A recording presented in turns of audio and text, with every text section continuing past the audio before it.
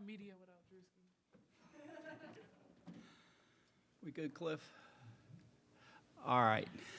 Good afternoon, everyone. Welcome back to Reynolds Coliseum. Today we have the student athletes from North Carolina State. I'd like to remind everybody, make sure your phones are on mute. There is no flash photography, no videoing. I'd also like to remind you that when the student athletes are here, the locker room is open downstairs. All right, so at this time, we'll go ahead and open it up for questions. Wait, if you go wait for the microphone. Jordan Kramer, CBS 17. Mimi, obviously you started your college career at Tennessee. Is it a little bit full circle to be playing them now with a Sweet 16 appearance on the line? I think it's kind of, I wasn't expecting it. Like, you never expect when you leave a school to come back, but I'm just very blessed and very grateful. I think this goes to show the growth that I've become as a woman, just being an adult. And seeing the adversity that I went through. So just seeing this growth in full circle and just being able to play my old team, I think it's just a blessing, and I'm very excited to play them. Let's go to Ethan. Hey, Ethan McDowell from the Wolfpacker. Zoe, I think you're 4 games now into your postseason career. What have you learned about yourself as a player, about postseason basketball over the past couple weeks here? I'm very competitive. I love to win. Obviously, these last 4 games have been very big and important, and I think just moving forward, I just got to remember that it's win or go home. All right, let's go to Ernie over here. Ernie, Wolfpack Sports Radio. Mimi, how do you look at this season so far for you personally? What would be the cherry on the cake? Your senior year, this is your last go around. What would make this year in this second half of this third season? What would it be enjoyable for you? What would going to a Final Four or getting to a Sweet 16? What would that mean for you this year? I think it would mean everything, but I think for me, I mean, I know that's every athlete's dream. Every athlete's dream is to win a national championship, make it to the Final Four. I mean, that is my dream as well, but right now, this is my last rodeo, so I just want to soak in everything. I think I'm cherishing more my teammates as my sisters more than anything, because, as an adult, you don't get that back. I mean, you get to come to alumni and see your old college teammates, but I just want to cherish this as much as I can. But, of course, we're going to compete as hard as we can, and we're going to try our hardest to win a Final Four and win a national championship. Okay, let's go over on the edge. Hey, Mimi. Brian Pirtle with Pat Pride. Sort of on that same vein, this will be your last game in Reynolds Coliseum. Sort of how to manage the emotions going into that game, knowing it's Sweet 16 appearance on the line, still a lot left to play for, but also kind of take it all in at the same time. It's one last time on the court. Yeah, like you said, this is my one last rodeo here at Reynolds Coliseum. I think Wolfpack Nation has done a great job, as you probably saw with the post that we had today, that we're sold out. So just understanding that Wolfpack Nation is showing out for us seniors and for the team. But I just think, like questions before, it has come full circle for me. This is my last college game here at Reynolds Coliseum, but it's also I'm playing my freshman year team. So it's just literally coming in full circle for me. But I'm very grateful and I'm very blessed to be in this position. Let's go back up here, Jordan. Just talking about the game itself for either player, Tennessee has some big physical players in the post. They've got guards that can shoot. I mean, they were the team that was probably closest to ending South Carolina's win streak. When you look at them, is there a team that you faced this season that you could maybe compare the Lady Vols to? Zoe, could you answer that, please? Help me out here. I don't know. Do you want me to help her out? Yeah, you could help her out. That would be perfectly fine. I would say Size-wise. Are we going size-wise or are we going skill set? Everything. Oh, okay. Skill set-wise, I would say UConn, because that was our biggest test. But for size, I would say Miami helped us out a lot, because both of their bigs were in the 6'4" range. 6'6" range, how we're going to deal with TK and the rest of them. But I just think that I think UConn was our best like overall game skill set comparison to the Lady Vols, but understanding that not only that they're versatile, we're versatile too, and we also have size as well. So I think this is a great game of matchup where from the 1 all the way to the 5, we match up perfectly. So I think this is going to be a great game to compete and see who is going to be the best at defending and rebounding. Let's go, Frank.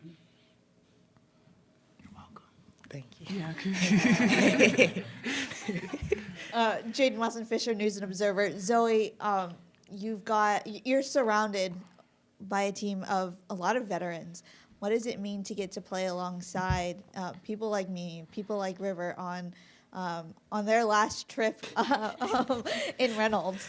It's a great feeling. Obviously, the most important thing is to have leaders around you, and they hold you accountable, and they help you keep your head up when things aren't going your way. So that's definitely something I'm going to miss next year is their leadership and just the love that they have. Okay, let's get Ethan, and we'll go to Ernie. And Mimi, you've been here for 2 years now, 2 very different seasons. Yes. What would it mean to you to win this game and get the program back to the stage that it's accustomed to? I think it would be huge because, like my other schools, I have been in the Sweet 16. I have like made it to that far. So understanding what it takes, I've been on that younger stick where I have made it that far and understanding what it takes. But like now, being a vet, it's like the mind has shifted. But it's just I think it would be a great honor to bring it back, to be that team that brought it back for us. But I think we're more than capable of doing it as a team. So. I don't see why not. Okay, let's go to Ernie. Zoe, this question is for you. Last year you were in high school, and you decided to come to NC State. Did you ever think that you would find yourself in this situation, about to possibly go to a Sweet 16 in the NCAA tournament and being an integral part of that run? Yes, that's a big reason why I chose NC State because they always play at a high level. They always go far in tournaments. They win. And like I said, I'm very competitive, and that's very important to me. So I could definitely see myself in this position when I was in high school. Any other questions for the student athletes? All right, ladies, thank you very much. We appreciate your time. Good luck tomorrow. Thank you.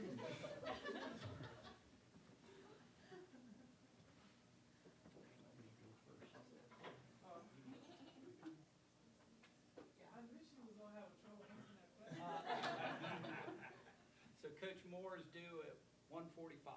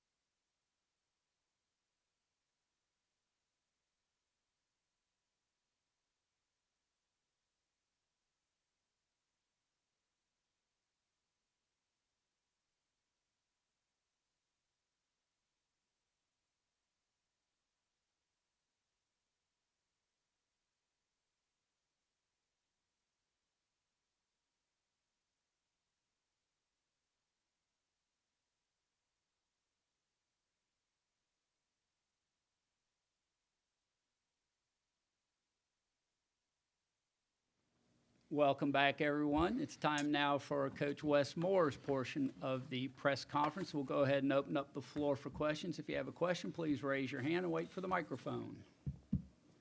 Any questions for Coach? Cora? Cora Hall, Knoxville News Sentinel. I know you've talked a lot about the Harpers already, but just Kelly started on her staff when she was only a couple years out of college, starting her coaching career. Just like, what has it been like for you to see her go on to have the career she has, and how she's grown as a coach just from when you had her on her staff? Yeah, it was pretty neat. I guess maybe when I hired her the first summer, she was 24 years old. A lot of car rental places require you to be 25. So there was a lot of times where I drove and she navigated, and she said we were great. This was before the phone GPS stuff, y'all. And you're flying from gym to gym to see AAU games, and we would just about have passed the road, and she'd go, "Oh, we're supposed to turn right there."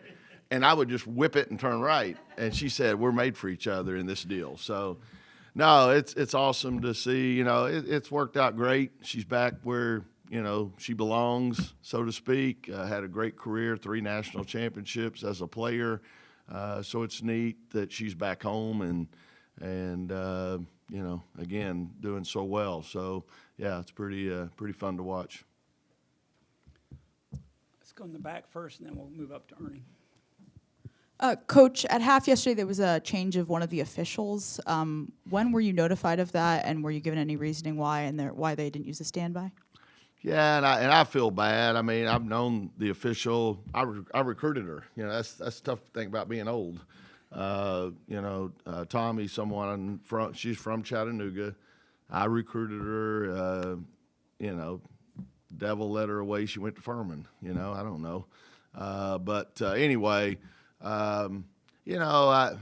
Like I said, on the sideline sometimes, I did say something about how in the world are you doing this game? I hope that had nothing to do with it because, again, I was just, bantering back and forth. But, again, I would never doubt her integrity and those sort of things. But, I guess when they found out she had a degree from Chattanooga, I guess that maybe made it a little bit stickier, but I'll be honest, I didn't know they were doing anything until I see Angelica suffering over there stretching. So, and someone told me. So, again, I kind of hate it that it happened because, again, I, would never question Tommy Paris's integrity or whatever. All right, Ernie, do you have a question? Wolfpack Sports Radio. Coach, you've been in the game for 34 years and longer than that, baby. Maybe longer than that. But let's keep it at that. That's let's good. keep it at that. Yeah. Right, all right. Yeah, we'll go with it. Head coaching for 34 years. 35. But 35. we'll go years. with it. Okay, I'll go with it. A lot of experience. You've seen it all, in this game, recruiting, everything. What has eluded you was the Final Four. Is that something that you aspire to get to as a coach? I know it sounds like a stupid question, but I know you're trying to get this next game. Yeah, I'm still haunted. How many 2-3 years ago we're playing in Connecticut to go to the Final Four, and we lose in double overtime. So that'll forever haunt me. I look back on what I could have done at the end of regulation differently, and things like that. So, sure. That's I think that's everyone's goal. And if you ever lose sight of that, it's not a motivating factor, then it's probably time to play golf full time. Other questions, Bob? With the Associated Press West, did you know Tamari Key, I assume, while she was in high school? What's Sure. your relationship with her? Did you recruit her? How did that all shape? Yeah, we obviously tried to recruit her. I don't know, how deep we got into it with her, but she is an unbelievable presence on both ends of the floor, and a big challenge when you're trying to have an interior scoring game, things like that. She definitely, like I said, impacts the game on both ends. So, But yeah, we recruited her, but you know, I don't think she ever came on an official visit. I don't believe. Let's go back over here. Coach, I know we've talked a lot about Tennessee and the Harpers, but on the court, what are you feeling towards Tennessee? I know you said you scrimmaged them this year. What are the things you're telling your team they need to really think about? What are the things that you're telling your team they need to really think about for the matchup tomorrow? Yeah, I mean, it's going to take. We're going to have to play with a lot of urgency, a lot of energy. They've got talent. Great talent, and obviously they're well coached, well prepared. I think the biggest things when I think of Tennessee is transition. You better do a good job in transition D. Not only take away the block and the paint, but then they've got some great shooters spotting up when they run as well. And then offensive rebounding. Again, I was around Pat Summitt a lot. And I've heard her say it a million times, and I've probably said it at least a million myself. Offense sells tickets, defense wins games, rebounding wins championships. And, I haven't necessarily got that message through to my team as well as I would like. I do think this time of year, rebounding is going to determine a lot of these games. If you give people second looks and you yourself are one and done, it's going to be tough to overcome. Let's go in the back to Jordan. Hey, Coach. Jordan Kramer, CBS 17. I apologize if you've been asked this already, but Mimi Collins said it's kind of a full circle moment for her playing Tennessee, given the fact that she started her career there. Mm-hmm. She talked a little bit about some of the adversity that she kind of went through for her career. It's kind of bringing some of that up. Have you talked to her at all about maybe compartmentalizing the emotional side and just focusing on the game? Not a whole lot. Again, nowadays it's very common for players to face their former school. So, not really. I mean, again, obviously Mimi is an important part of what we do, and there was a coaching change at Tennessee, and that influenced, her decision some, and she went back home to Maryland at the time. And so, I don't think it was any conflict or anything like that. It was just they made a coaching change, and so she decided to go home to Maryland. So, knowing me, if I do say anything, it'll be joking, sarcasm, something to that effect. All right, let's go back to Ethan. Hey, Coach, Ethan from the Wolfpacker. This might be a silly question, but well, I've already had a couple of those, so go ahead. Madison and Rakia obviously were teammates earlier in their college career. When you have players that have played together or played against each other extensively at former schools, are you asking Madison hey, what would you do against Rakia? No, but maybe I should. Yeah, that's probably a good idea. But yeah, I mean, again, you watch all this film. I mean, so you kind of get a good feel, but. Yeah, I mean, I think it's pretty obvious. I mean, I think she's projected to be top 2 or 3 in the WNBA draft, so you kind of know what you're getting there. Okay, let's go back to Cora.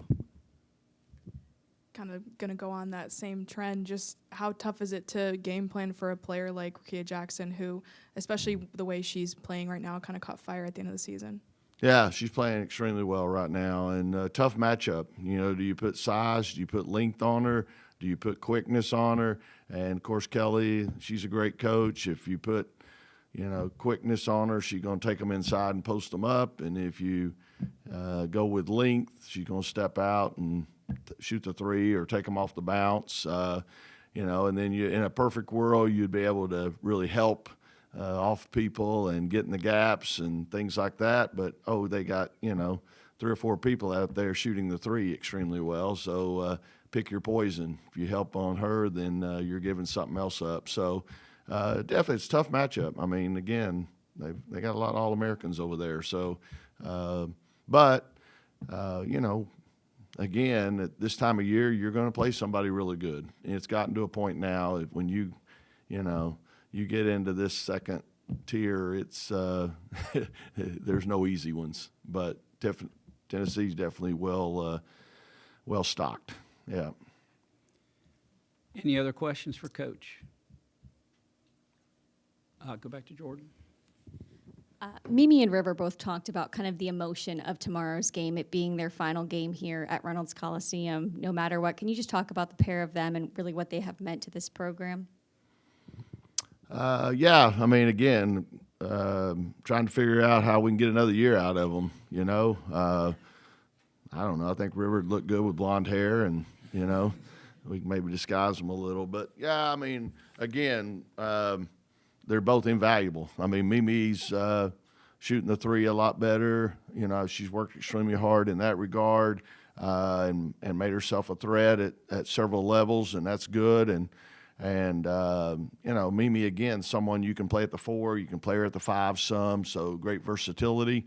River Baldwin, you know, I think when we just this year said, hey, you're it, we're going to play through you, I think that gave her great confidence, and she was able to step up and do some amazing things. So, yeah, you know, I'm sitting here, one eye on this game and then another eye, you know, what are we going to do about filling those spots? But, yeah, both of them are been a joy to be around. You know, I love cutting up with both of them. And, again, they're going to be missed on the court and off. Any other questions? Oh, back over here. Coach, when you play against SEC teams like you're going to tomorrow, what are the immediate characteristics you think of in the SEC, and what's distinctive about SEC defense? Well, I don't know that I single out SEC. I mean, I look at it as Power Fives. I mean, again, you know, and a lot of them are probably like Tennessee. They're going to play great defense. They're going to run and transition. They're going to be big time on the offensive boards. So, you know, again, I've said this a million times too. It's a butt game. You better get your butt back. You better get your butt between them and the rim, and you better get your butt on them and box them out. So, yeah.